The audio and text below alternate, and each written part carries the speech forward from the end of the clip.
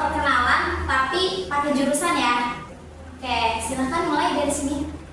Halo semuanya. Halo. Perkenalkan, nama aku Fani Gina Azahra, semester 2 dari Biologi. Salam kenal semuanya. Salam. Halo Fani. Selanjutnya, Halo semuanya. Di sini nama aku Vita Barera dari jurusan API semester 4. salam kenal. Kita nama aku Maya, jurusan KPI semester 8. Halo. Izin perkenalan diri teman-teman, nama saya Pipit Ningsi dari jurusan TBI semester 2. Halo. Selanjutnya, Nama saya Sri Handayani. Kebetulan saya juga sama Teh Pipit dari TBI semester 2. halo. Oke, kalau aku namanya Linis, aku dari jurusan Manajemen Pendidikan Islam. Untuk semesternya semester 6. Halo. Halo semuanya, perkenalkan nama aku Magia Wahya. Aku dari jurusan PGMI semester 4. Halo. Oke, karena di sini sudah perkenalan ya teman-teman, semoga teman-teman ingat nama-nama teman-temannya yang di sini. Sebelum itu kita mau games dulu. Nah, gamesnya ini sebutin nama sama buah kesukaan. Ya. Jadi namanya pakai tepukan gini. Sema, anggur gitu. Gitu. Jadi setiap ini sebutin nama sama Nama gimana? ini misalnya gini. Sema, anggur gitu. Gitu. Tapi kan ke satu tepukannya satu kali, yang kedua tepukannya 2 kali. Jadi ulangi lagi gitu. Maya. Anggur. Iya gitu. Kamu gimana gini? Tapi doang. Nama kita juga red. Oh, oke, paham ya teman-teman. Oke, kita mulai. Sema, apel, Fani, Reno, Tita, anggur.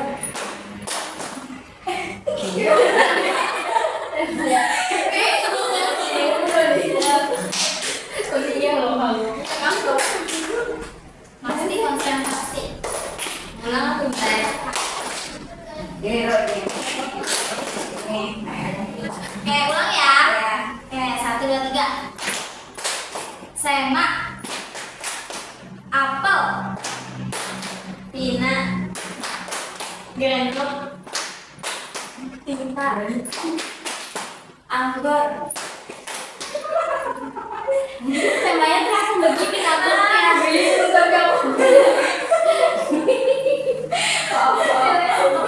Dari kamu aja, dari kamu. Oke, coba.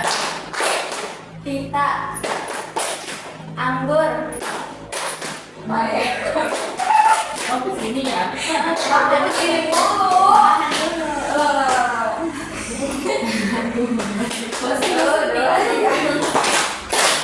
Tita, anggur.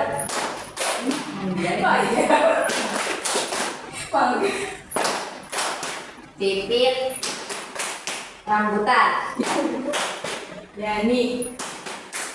Duren. Lilis. Bangga.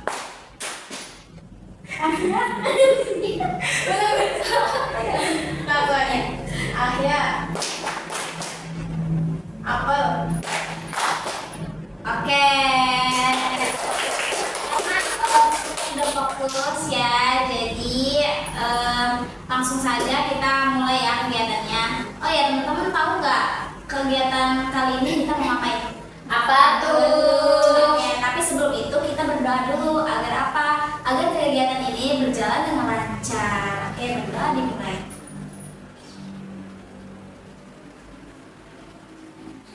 Udah selesai. Oke. Oke, jadi kegiatan kali ini yaitu bimbingan kelompok. Teman-teman ada yang tahu nggak bimbingan kelompok itu apa? Tahu. Oke, aku jelasin ya. Bimbingan kelompok yaitu proses bantuan kepada individu yang dilaksanakan oleh satu kelompok. Jadi individu yang dikumpulkan di satu kelompok itu namanya bimbingan kelompok. Nah, bimbingan kelompok ini berfungsi untuk mengentaskan masalah dan pencegahan masalah.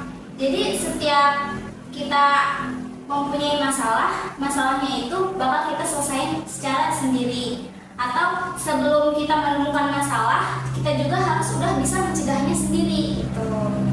Nah, selain itu, bimbingan kelompok ini beranggotakan saya sebagai pimpinan kelompok dan teman-teman dinamakan sebagai anggota kelompoknya.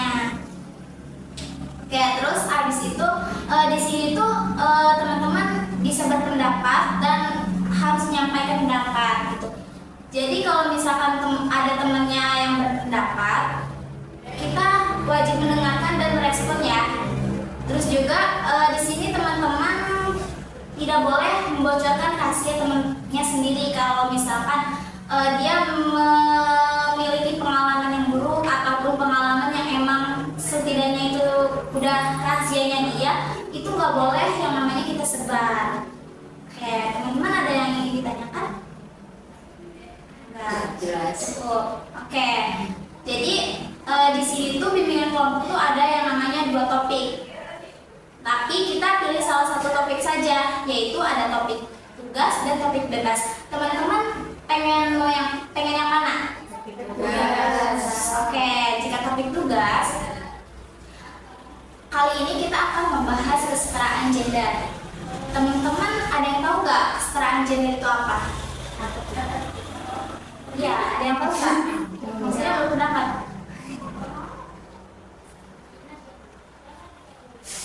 Izin berpendapat, mungkin yang saya tahu kesetaraan gender di mana laki-laki dan wanita itu ya berada dalam kodrat yang sama, bukan kodratnya sih kayak apa sih, mungkin posisi yang sama gitu, kayak misal ya yang di dapur itu nggak harus melulu wanita, laki-laki juga bisa gitu, mungkin segitu. Tapi dari yang lain Aku kan katanya cowok itu kalau semisal sekolah itu kayak agak mislay kan ya, kan kita ini bahasnya kesetaraan gender ya. Sebenarnya cowok juga boleh suka pink asalkan jangan melenceng dari kodratnya. Itu maksudnya tuh cowok tuh boleh suka pink asalkan jangan yang mislay itu lah. Ada lagi?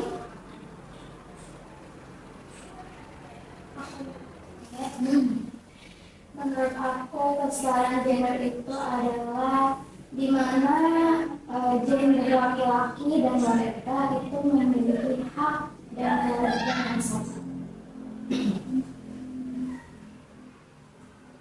Oh ini masuk kesetaraan gender ya. Nah, kesetaraan gender itu aku sudah sampaikan tadi bahwa setiap laki-laki dan perempuan itu harus memiliki kodrat yang sama, entah itu dari ini hak kewajiban yang sama maksudnya, entah itu dari pekerjaan.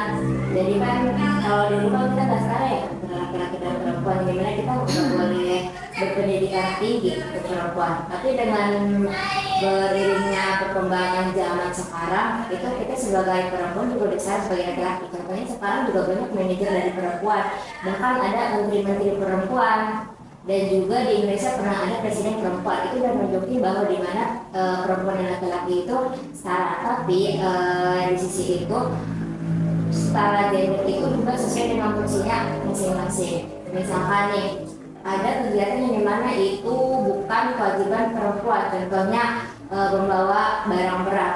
Itu kalau misalkannya untuk perempuan itu harus membawa barang berat karena emang itu kodratnya bukan untuk perempuan tapi untuk kewajiban laki-laki, karena porsi kita dari perempuan dan laki-laki itu berbeda. Jadi kalau kita mau menyamaratakan dari dari aspek keluarganya gitu itu nggak bisa karena itu kita beda porsi, jadi sesuai dengan porsinya masing-masing.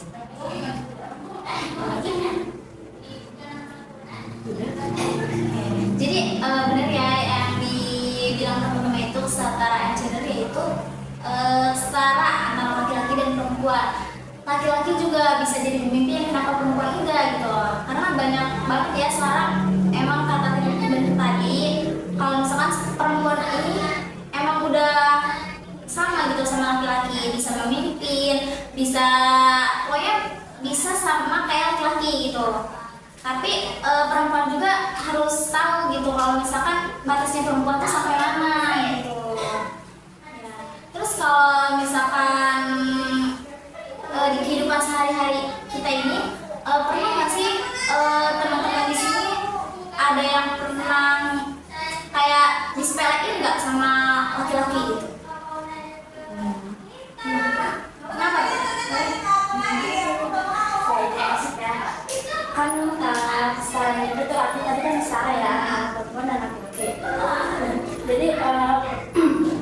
Jadi saya juga ngerasa mungkin aku yang ngerasa aku sendiri ngerasa gitu. Contoh halnya kayak misalnya udah malam nih kayak gini, cewek keluar kita ngerasa takut gak sih? Nah, kayak gitu. Nah terus kata anak cowok teman aku tuh pernah bilang kayak gitu tuh namanya apa ya? Kayak gitu berarti nggak salah dong, soalnya dari kitanya ngerasa ada menurut aku, tapi emang wajar nggak sih kalau cewek malu-malu merasa ketakutan kalau keluar gitu sih. Jadi kayak gitu kayak di sekolah kan gitu, kayak gitu aja masa nggak berani kayak gitu loh. Berani nggak sih?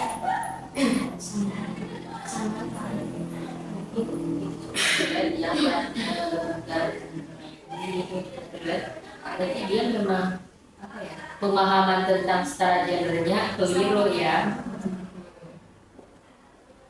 Nah, jadi yang dimaksud harusnya itu ya tadi mungkin seperti yang di skill dari itu juga bahwasannya setara itu tidak harus selalu sama, tapi menyesuaikan dengan porsinya masing-masing si cewek dan si laki-laki, perempuan dan laki-laki ini. Jadi tidak semua hal yang dilakukan laki-laki harus dilakukan perempuan, tidak semua hal yang dilakukan perempuan harus dilakukan oleh laki-laki, tapi menyesuaikan dengan porsi masing-masing. Tapi tetap tidak dengan menjatuhkan satu sama lain yang juga kita memberikan hak yang sama. Tapi kan kalau misalkan di kampung-kampung gitu ya, kita sebagai perempuan nih kita sekolahnya tinggi gitu, sedangkan tetangga tuh pasti bilangnya kayak gini, udah sih yang namanya perempuan mah pasti di dapur gitu. Pernah nggak sih diomong kayak gitu tuh? Terus apa sih pendapat teman-teman? Menurut aku kita sebagai perempuan juga berhak buat mengejar pendidikan kita setinggi-tingginya, karena meskipun ujung-ujungnya kita di dapur, nah kita tuh di dapur tuh jadi tahu mana makanan yang bergizi, mana makanan yang baik, mana makanan yang mendukung pertumbuhan anak-anak kita gitu, atau mana mungkin kalau suaminya ya mungkin lagi punya penyakit atau mungkin emang lagi perubahan nutrisi, jadi kita tahu nih apa yang harus kita olah, apa yang harus kita belanjanya itu kita apa gitu, begitu kayak menyesuaikan budgetnya juga. Jadi bukan hanya ujung-ujungnya di dapur, tapi dapurnya itu dapur yang berkualitas. Lagi? Jadi ya, kalau dari aku sendiri kalau ditanya tanggapannya apa, aku sendiri lebih memilih untuk tidak menanggapi, karena berarti yang mengeluarkan statement itu artinya dia memang tidak tahu fungsi manfaat peran pendidikan itu sebenarnya seperti apa. Bukan berarti perempuan yang berpendidikan tinggi tidak mesti ke dapur, karena benar tadi yang dikatakan Pani. Ya, jadi memang yang ngomong seperti itu aja yang tidak tahu sebenarnya peran pendidikan itu kemana arahnya. Jadi aku lebih memilih untuk tidak perlu menanggapi. Mungkin yang berbicara seperti itu adalah korban dari kurangnya pendidikan. Seperti itu. Tapi kan dulu kan emang perempuan tuh emang dijatuhkan banget ya sebelum adanya ini. Nah, pada zaman itu tuh emang perempuan tuh emang kayak gak dibutuhin gitu loh.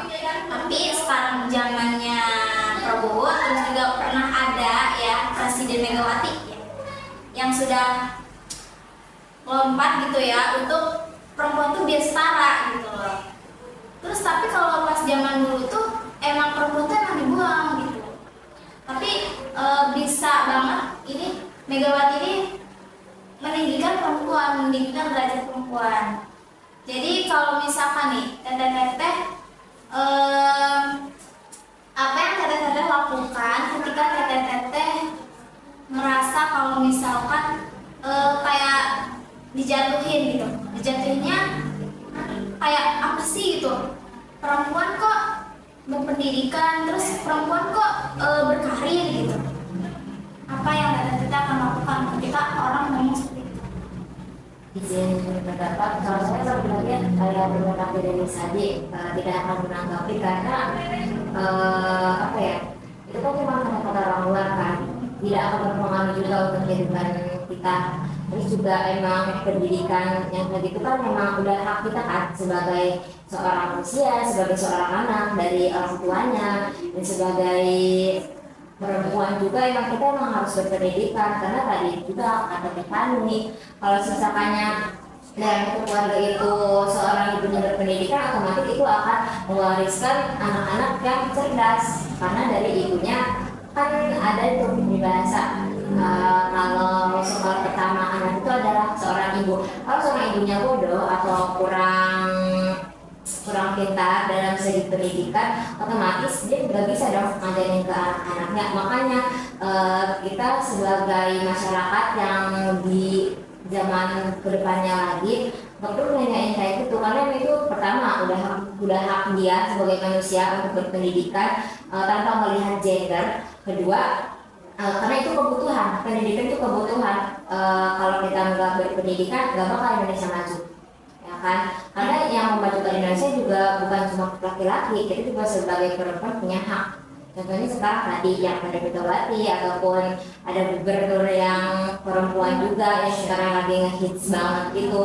Jadi menurut saya nggak perlu ditanggapi karena itu udah hak kita sebagai seorang manusia, sebagai seorang anak dari orang tua kita untuk mendapatkan pendidikan yang tinggi dan untuk generasi-generasi kedepannya yang akan membuahkan seorang anak-anak penerus bangsa yang berpendidikan tinggi.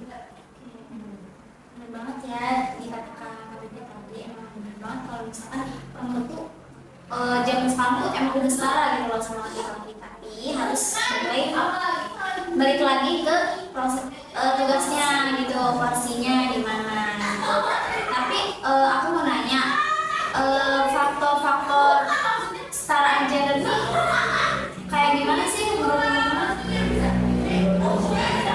Maksudnya mungkin ya dari laki-laki misalnya berdasarkan faktor atau segala macamnya. Menurutku yang pertama itu dari faktor orang tua atau cara didikan orang tua atau lingkungan sekitar karena aku sendiri punya pengalaman di kampungku ya yang notabene masih awam, di mana anak laki-laki yang masih kecil yang mungkin masih umur sekitar 5 tahunan dia gini ngomongnya, aku sebenarnya masih pengen makan katanya, cuman katanya kalau yang makannya paling terakhir nanti dia yang beresin makan. Terus aku bertanya dong, nah kenapa emang kalau beresin makan? Kan cowok udah pernah beresin makan, itu kan tugasnya perempuan.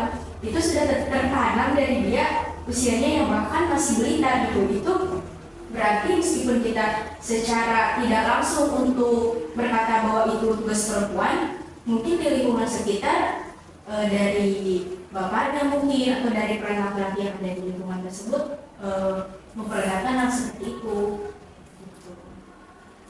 Nah, saya sih maksud ya kesetaraan gender itu lebih bahasa yang langsung setara itu sesuai dengan porsinya masing-masing. Terus masuk lagi kepada tadi yang perempuan nanti bakal ke dapat. Kalau menurut saya itu bukan kesetaraan gender ya, karena yang dimana satu rumah tangga itu dipimpin oleh kepala keluarga dan kita sebagai seorang istri di masa depan nanti itu pendamping dia. Yang dimana kalau menurut saya segala kegiatan rumah tangga itu bisa kita lakukan secara bersama-sama karena dalam rumah tangga itu kita bukan sebagai yang harus apa ya yang harus melayani mereka semua, karena kan emang kita emang kewajiban seorang di situ melayani seorang laki-laki. Pada hakikatnya itu kan itu bukan kewajiban kita, tapi udah menjadi budaya. Kalau sebenarnya itu pekerjaan seorang perempuan, mungkin kalau saya di masa depan nanti ya akan mengutarakan itu dengan cara nggak bakal ada patriarki dalam rumah tangga saya. Saya inginkan ya, karena menurut saya akan menjadi di masa depan nanti saya akan menjadi wanita berkarir yang dimana kita salah dong antara laki-laki dan perempuan. Saya sebagai istri bisa mempunyai pekerjaan, suami saya sebagai laki-laki mempunyai pekerjaan yang dimana otomatis kegiatan rumah tangga itu bisa dapat secara bersama-sama, yang dimana bisa kita awali dengan kesepakatan di awal kayak gitu. Ada lagi? Faktor adanya kesetaraan gender mungkin karena pandangan masyarakat dulu laki-laki itu laki-laki itu dipandang kuat dan perempuan dipandang lemah. Kenapa?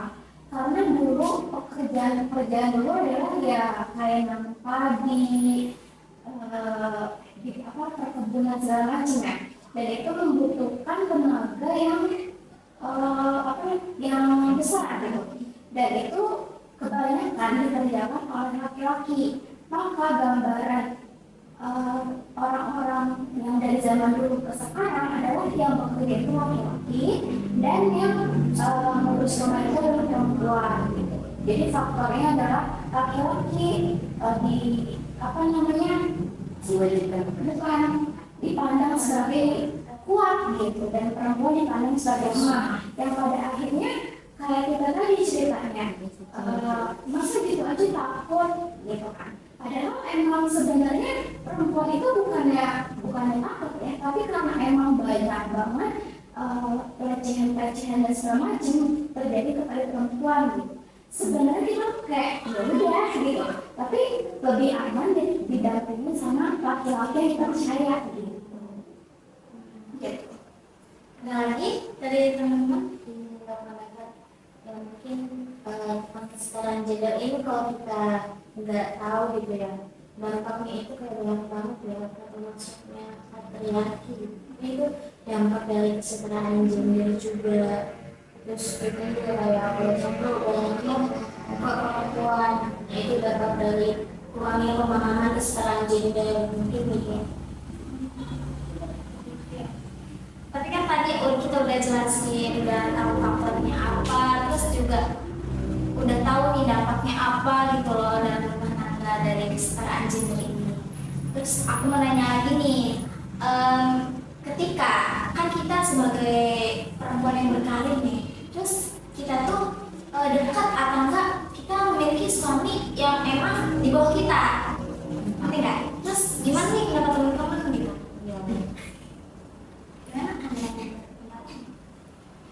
Kita menghargai seorang suami karena pada hakikatnya dia kepala keluarga, dia yang kalau tanggung jawab di akhirat nanti. Jadi walaupun kita pendapatannya lebih besar dari seorang suami, itu nggak mengubah bahwa dia itu seorang kepala keluarga di rumah itu.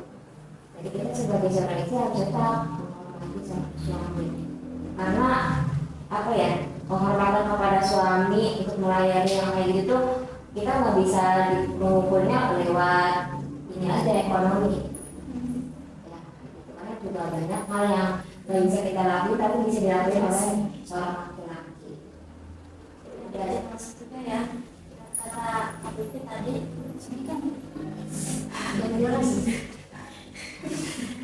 namanya jadi meskipun misal nanti suami kita ibarat kata di bawah kita gitu ya dari segi pekerjaan ataupun penghasilan itu nggak apa-apa, balik lagi kitanya ya emang yang harus patuh gitu meskipun emang penghasilannya mungkin lebih kecil dari kita juga kan.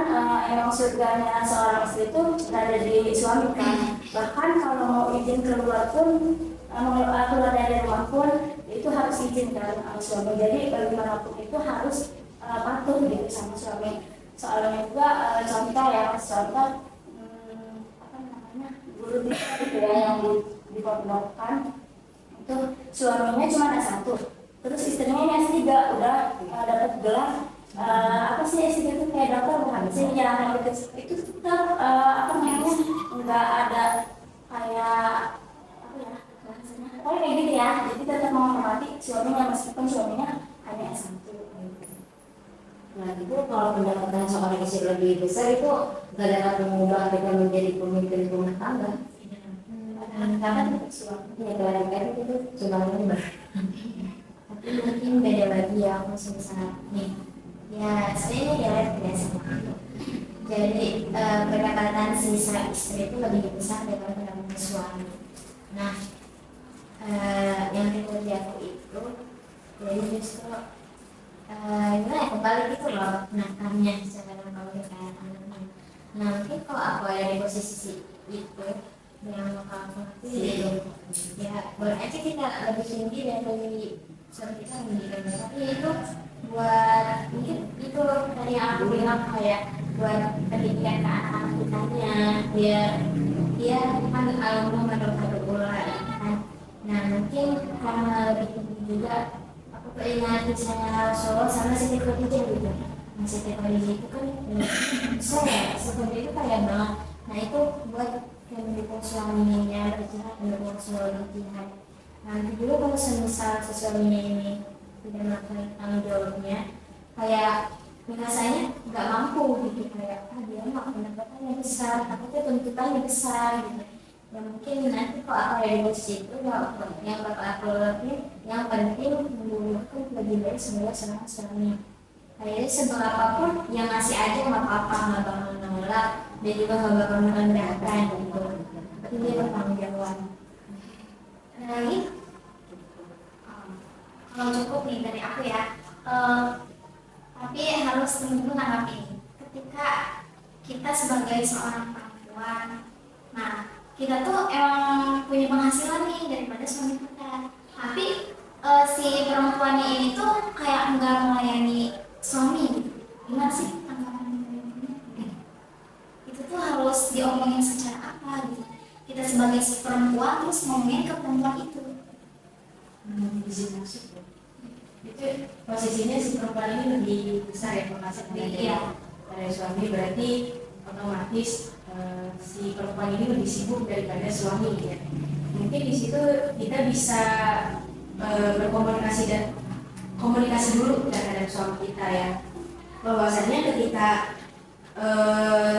perempuan lebih sibuk daripada laki-laki, otomatis perempuan tidak akan bisa melayani suami itu sepenuhnya selayaknya istri-istri lain yang menganggur. Jadi menurut saya untuk suaminya jangan terlalu membandingkan atau jangan menuntut agar istrinya sama dengan istri-istri orang yang di rumah saja gitu. Jadi sebagai laki-laki juga harus bisa pengertian. Jadi kalau kamu ingin dilayani secara penuh, maka penuh juga dapatnya agar dia tidak harus bekerja dan hanya melayani kamu gitu. Tapi ketika kamu belum mampu untuk memberikan nafkahnya secara full atau si istri ini lebih besar, lebih besar penghasilannya daripada suami, maka kamu harus terima itu gitu.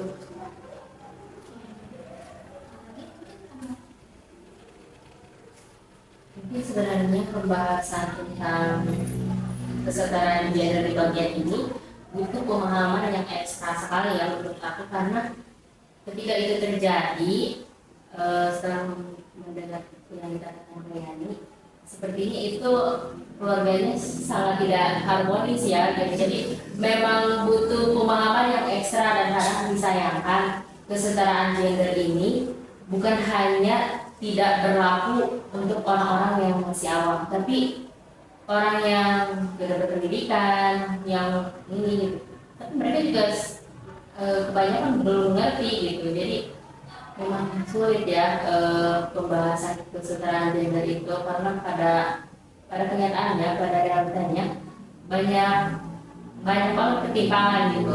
Jadi memang harus ekstra, dan ketika penghasilan tadi terjadi lebih besar di perempuan,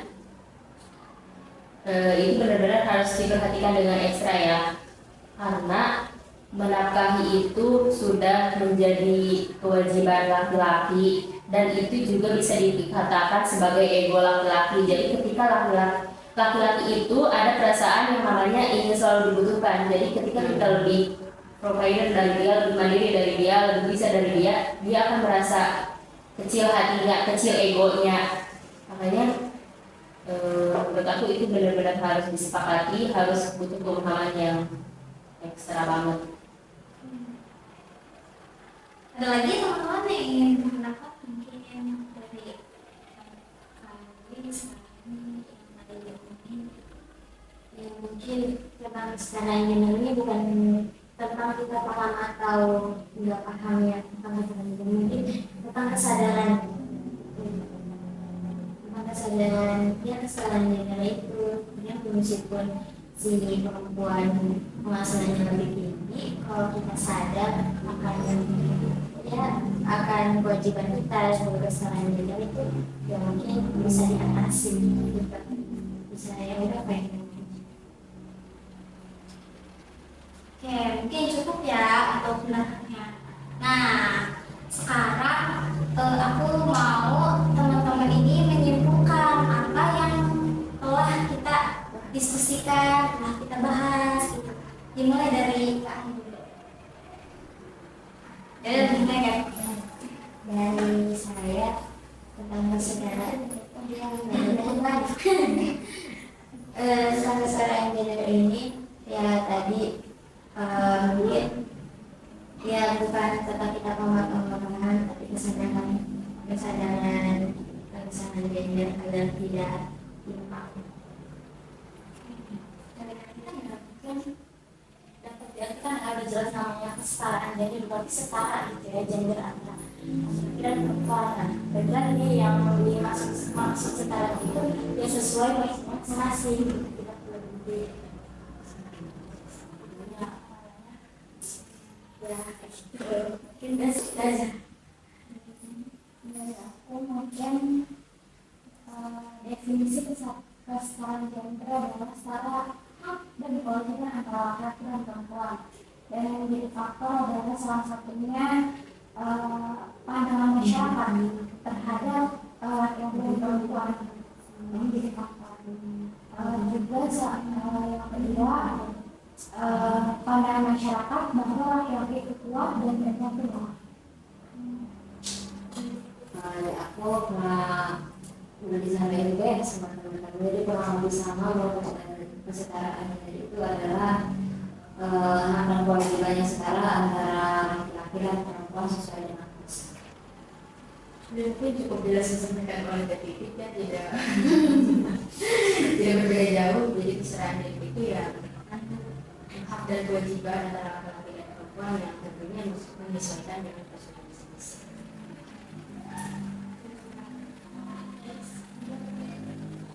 Mungkin saya tidak berpendapat yang Oke, teman-teman. Nah, setelah kita menyimpulkan, pengen tahu nih kesan dan pesannya dari teman-teman gitu. Mulai dari sini dulu ya. Ya dari saya kesannya itu ya seperti itu. Jadi kita tahu apa yang tadi kita lakukan. Mungkin pesannya ya sepertinya lebih banyak.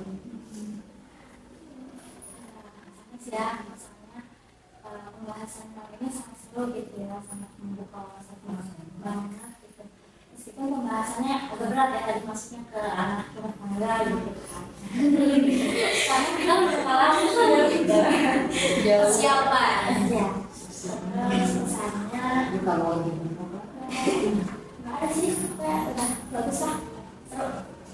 Aku misalnya seru, pesannya segera selesai.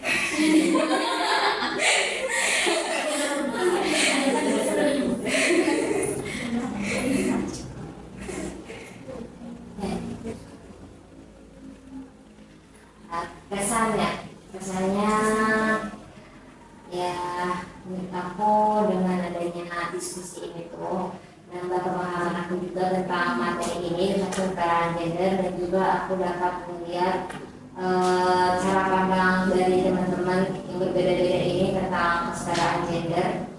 Dan untuk pesannya mungkin karena kita yang namanya diskusi kadang ada kedengaran jenuh, mungkin bisa diselingi dengan game di pertengahan. Saja sih. Pesannya menarik dan pesannya mungkin kita bisa lebih sering-sering diskusi. Yes. Kesannya ya menarik seru karena bisa membuka pikiran kita bahwa kita semakin sadar bahwa memang kesetaraan gender ini belum benar-benar dilakukan dengan seharusnya gitu ya. Jadi kita terbuka pikirannya.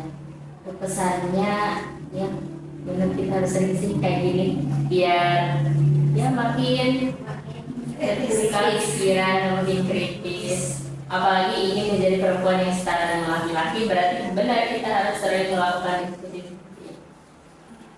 Pesannya itu seru terus menarik. Pesannya banyak sedikit kan. Oke, dari teman-teman sudah menyampaikan pesan-pesan. Nah, selanjutnya apakah kita akan melaksanakan bimbingan kelompok untuk depannya? Boleh. Kira-kira teman-teman siapnya di hari apa, di jam berapa gitu? Kalau dari saya mungkin di hari weekend dan di jam sore mungkin ya sambil nyore-nyore, karena kalau malam iya hari mengantuk. Oke, jadi kita sudah sepakati ya teman-teman bahwasanya kita akan melaksanakan bimbingan kelompok pagi di weekend dan di jam sore gitu. Sebelum kita tutup, marilah kita membaca doa terlebih dahulu agar apa yang kita terima dan apa yang kita diskusikan itu bermanfaat bagi kita. Berani mulai.